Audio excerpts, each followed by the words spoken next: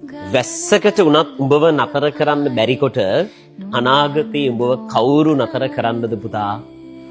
අද බැනුමක් ගාන උඹ නතර නොවෙනකොට, අද එන ප්‍රශ්නයක් ගාන උඹ නතර නොවෙනකොට, අද එන වේදනාවක් ගාන උඹ නතර නොවෙනකොට උඹ තනියම ගොඩනගන අධිරාජ්‍යයට මිනිස්සු අත තියන්නවත් බය වෙනවා. අද උඹ වැස්සට තෙමෙන්නේ තියෙන අඟහිඟ කම්වලට, වේදනාවට, දුප්පත්කමට වෙන්න පුළුවන්. හැබැයි දවසක උඹ ආසාවටත් වැස්සේ තෙමෙන්න යන දවසක් එනවා. අද මිනිස්සුන්ගෙන් බැනුම් අහන්නේ, ප්‍රතික්ෂේප වෙන්නේ, දුක් විඳින්නේ, පාච්චල් වෙන්නේ කියන අසරණකමට වෙන්න පුළුවන්.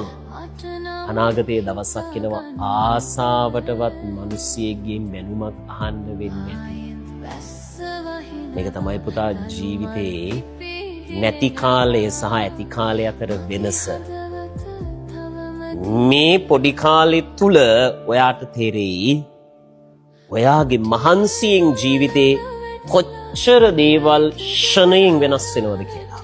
මම මුලින් කිව්ව වචනේ වැස්සටත් ඔබව හැමදාම තෙම්මන්න බැරි බව මතක තියාගෙන අදේන ප්‍රශ්න වලට, කරදර වලට වැස්සකට උනත් උඹව නතර කරන්න බැරිකොට අනාගතේ උඹව කවුරු නතර කරන්නද පුතා?